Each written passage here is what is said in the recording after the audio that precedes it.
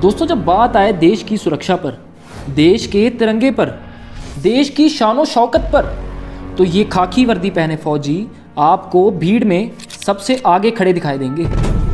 फिर सामने चाहे कोई हो, चाहे बड़े से बड़ा आतंकवादी क्यों ना हो, बिना अपनी जान की परवाह किए ये दुश्मनों की आंखों में आंखें डाल के उसे मार गिराने का जिगरा रखते हैं। लोग कहते हैं कि इनकी पर्सनल लाइफ नहीं होती और बंदूक मानो जैसे इनकी पहली बीवी की तरह हो। खैर, हो भी क्यों ना, हर वक्त साथ रहकर पहरा जो देती है। दोस्तों, जिंदगी में एक बार वर्दी पहनने का सपना तो हर किसी का होता है, और अगर आप भी ये सपना देखते हैं और इस सपने को हकीकत में तब्दील करना चाहते हैं तो ये वीडियो सिर्फ आपके लिए है। इस वीडियो में हम बात करेंगे कि कैसे आप इंडियन डिफेंस फोर्सेस ज्वाइन कर सकते हैं। तो चलिए दोस्तों, शुरू करते हैं वीडियो को और जानते हैं आपके पास क्या क्या ऑप्शंस हैं डिफेंस फोर्सेस को ज्वाइन करने के लिए।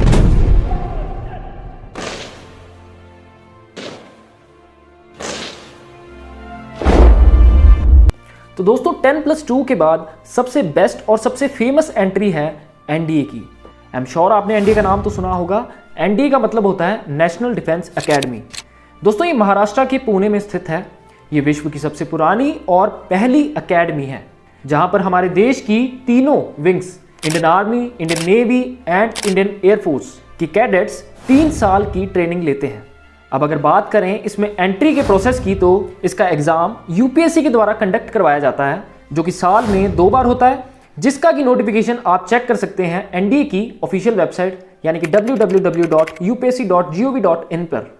अब इस एग्जाम को देकर आप इंडियन आर्मी में सीधा लेफ्टिनेंट की पोस्ट पर जाते हैं और इंडियन एयरफोर्स में फ्लाइंग ऑफिसर की पोस्ट पर जाते हैं, और अगर बात करें इंडियन नेवी की तो वहां पे आप सीधा सब लेफ्टिनेंट की पोस्ट पर जाते हैं। अब एनडीए की खास बात यह है कि इसमें गर्ल्स यानी लड़कियों को भी मौका मिलता है वर्दी पहनने का, और खास बात तो ये कि एज अ परमानेंट कमीशन। अब दोस्तों, एग्जाम की बात करें तो ये एग्जाम डिवाइडेड होता है 2 पार्ट्स में, जहां पहले आपका मैथमेटिक्स का एग्जाम होता है 2.5 घंटे का, फिर सेकंड पार्ट में जनरल एबिलिटी टेस्ट होता है, वो भी 2.5 घंटे का होता है। फिर अगर आप इसमें मेरिट कट ऑफ पास कर लेते हैं तो उसके बाद आपका एसएसबी होता है। एसएसबी यानी कि सर्विस सिलेक्शन बोर्ड इंटरव्यू, जो कि 5 दिन का प्रोसेस है, जिसमें कि पहले दिन आपका picture perception test and description test होता है, दूसरे दिन साइकोलॉजी टेस्ट, तीसरे दिन ग्रुप टेस्टिंग टास्क, और चौथे दिन इंटरव्यू, और आखिरी में 5वें दिन कॉन्फ्रेंस। ये 5 दिन अगर आप अच्छा परफॉर्म करते हैं और मेरिट की कट ऑफ लिस्ट में अगर आपका नाम आता है तो आप एनडीए ज्वाइन कर सकते हैं।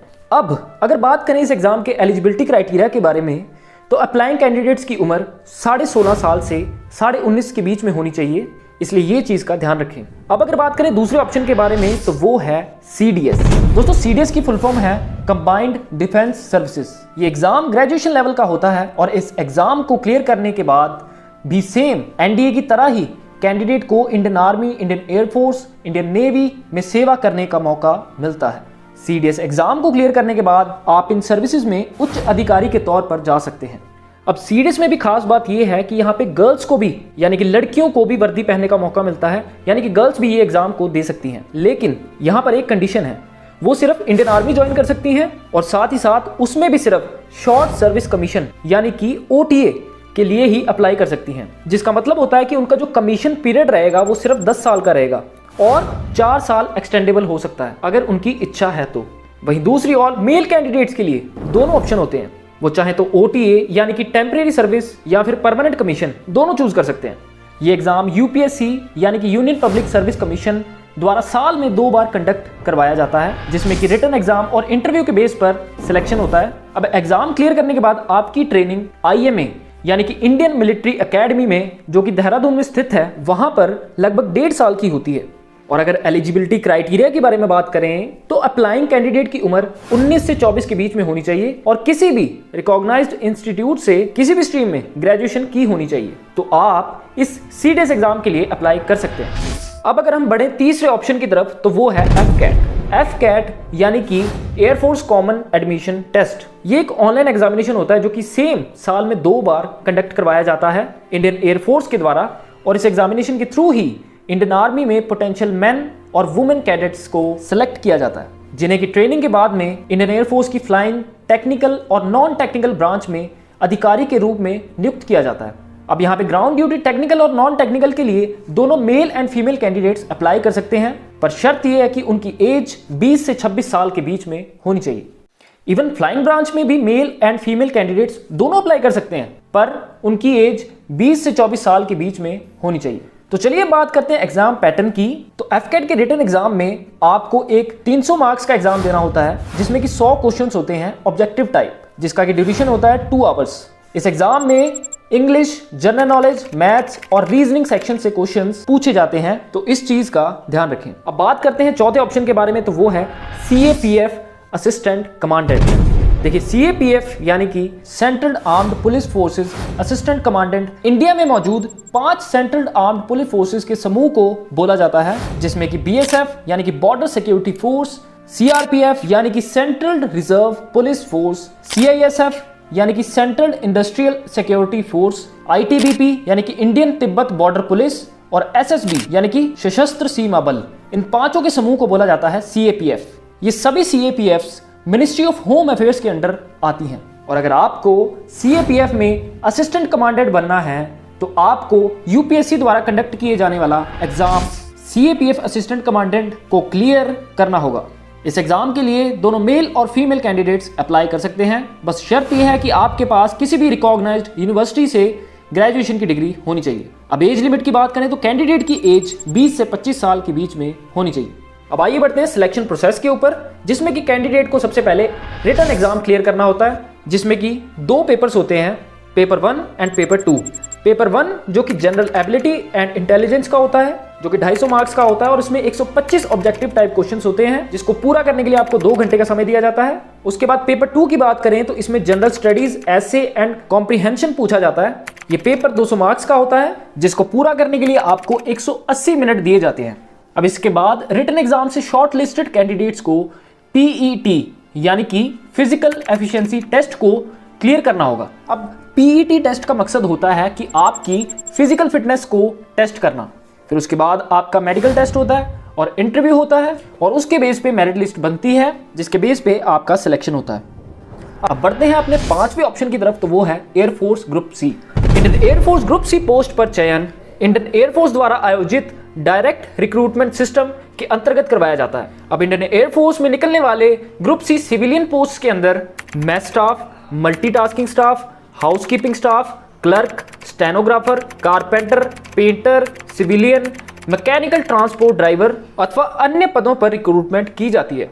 अब ये सारी ग्रुप सी पोस्ट में एजुकेशन क्वालिफिकेशन के बेस पर विभिन्न पदों के अलग अलग एलिजिबिलिटी क्राइटेरिया हैं। फॉर एग्जांपल किसी पोस्ट के लिए आपको 10th की मार्कशीट चाहिए, और किसी के लिए 12th, और किसी के लिए ग्रेजुएशन भी चाहिए। अब बात करें 6th ऑप्शन के बारे में, तो वो है इंडियन कोस्ट गार्ड। अब इंडियन कोस्ट गार्ड नेविक जनरल ड्यूटी यानी कि जीडी जिसे हम कहते हैं, और नेविक डोमेस्टिक ब्रांच जिसे कि डीजी हम कहते हैं, की भर्ती इंडियन कोस्ट गार्ड आईसीजी द्वारा करवाई जाती है।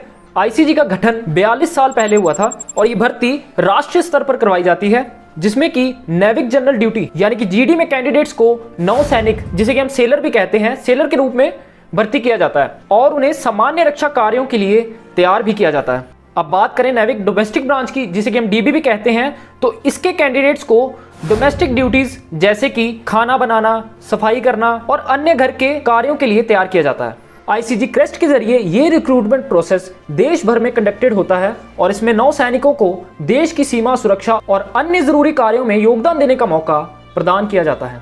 अब बढ़ते हैं अपने नेक्स्ट यानी कि 7वें ऑप्शन की तरफ, तो वो है CASB जिसे कि हम सेंट्रल एयरमैन सिलेक्शन बोर्ड भी कहते हैं। ये हर साल इंडियन एयरफोर्स में ग्रुप X और ग्रुप Y ट्रेड्स के लिए भर्ती का आयोजन करता है। और ये बात याद रखें, एयरमैन को पर्सन बिलो ऑफिसर्स रैंक भी बोला जाता है। अब एयरमैन मुख्य रूप से 2 प्रकार के होते हैं, पहला X ट्रेड्स, दूसरा Y ट्रेड्स। इसको आम भाषा में टेक्निकल और नॉन टेक्निकल एयरमैन भी बोला जाता है। इस एग्जाम को इंडियन एयरफोर्स द्वारा साल में 2 बार कंडक्ट करवाया जाता है। एग्जाम में वो सभी कैंडिडेट्स एलिजिबल हैं जिनकी एज 17 से लेके 21 साल की है। एजुकेशन क्वालिफिकेशन की बात करें तो कैंडिडेट्स जिन्होंने 10+2 पास की है with physics, maths and English subject with 50% marks in aggregate और 50% मार्क्स इन इंग्लिश, या फिर 3 साल का डिप्लोमा कोर्स किया है इंजीनियरिंग में, वो कैंडिडेट्स एलिजिबल हैं इस एग्जाम के लिए। अब बात करें हमारे 8वें ऑप्शन के बारे में, तो वो है आईनेट। आईनेट को हम इंडियन नेवी एंट्रेंस टेस्ट भी कहते हैं। ये एग्जाम कैंडिडेट्स को अलग अलग पोजीशंस पर एंट्री लेवल जॉब्स में भर्ती होने का मौका देता है, जैसे कि लेफ्टिनेंट और कमांडर। अब बात करें इसके सिलेक्शन प्रोसेस की, तो सबसे पहले आपका आईनेट एग्जामिनेशन होगा और एग्जाम क्लियर करने के बाद आपका एसएसबी इंटरव्यू होगा, सेम वैसे ही जैसे एनडीए और सीडीएस में होता है। उसके बाद आपका मेडिकल टेस्ट होगा और इन सारी चीजों में आपकी परफॉर्मेंस को देखकर एक मेरिट लिस्ट तैयार की जाएगी, जिसके बेस पर आपका सिलेक्शन किया जाएगा। अब बात करें नेक्स्ट ऑप्शन के बारे में, तो वो है एसएसबी। एसएसबी यानी कि सशस्त्र सीमा बल। एसएसबी एक बॉर्डर गार्डिंग फोर्स है जो कि इंडो नेपाल और इंडो भूटान के बॉर्डर्स की सुरक्षा करती है। जैसे बीएसएफ इंडो पाकिस्तान बॉर्डर्स की सुरक्षा करती है, उसी तरह एसएसबी नेपाल और भूटान के बॉर्डर्स की सुरक्षा करती है। एसएसबी को 1963 में बनाया गया था।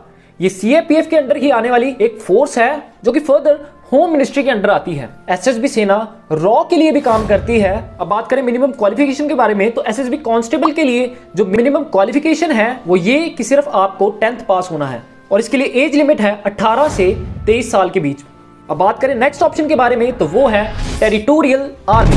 टेरिटोरियल आर्मी में एंट्री उन इंडियन सिटीजन्स के लिए है जो आर्मी ऑफिसर बनकर यूनिफॉर्म पहनने का जुनून रखते हैं, लेकिन अपनी रियल लाइफ में वो कुछ और प्रोफेशन में सर्व कर रहे हैं।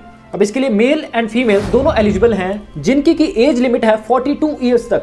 यानी कि बचपन में जिन लोगों का आर्मी ऑफिसर बनने का सपना ही रह गया था, क्योंकि वो सारी एंट्रीज का प्रयास कर चुके थे, या फिर उन्हें एनडीए, सीडीएस या फिर बाकी एंट्रीज की जानकारी नहीं थी, या फिर उनकी एज हो गई थी, कोई भी कारण हो सकता है, तो उन लोगों के लिए ये सुनहरा मौका है। अब कैंडिडेट्स www.jointerritorialarmy.gov.in में जाकर अप्लाई कर सकते हैं इसके लिए।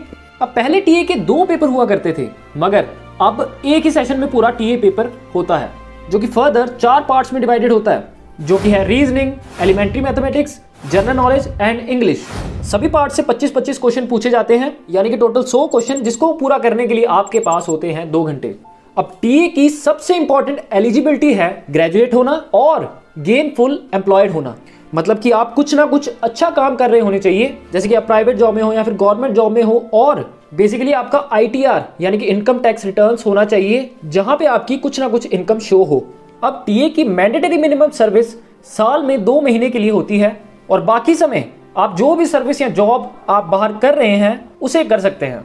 यानी कि आप अपनी सिविल लाइफ को बिना डिस्टर्ब किए आर्मी यूनिफॉर्म पहन सकेंगे और अपने ड्रीम को फुलफिल भी कर सकेंगे। अब बात करते हैं अपने लास्ट ऑप्शन के बारे में, तो वो है IBACIO, जिसे कि हम intelligence bureau assistant central intelligence officer भी कहते हैं। इसका exam ministry of home affairs के द्वारा कंडक्ट करवाया जाता है। ये एग्जाम ग्रेजुएशन लेवल का होता है, यानी कि आपके पास ग्रेजुएशन की डिग्री होनी चाहिए। दोस्तों ये एक बहुत ही इंपॉर्टेंट और हाई सैलरीड पोस्ट है। ये classified grade 2 group C non gazetted non ministerial post है। अब बात करें इसके एग्जाम की, तो इसका एग्जाम 3 स्टेजेस में कंडक्ट करवाया जाता है।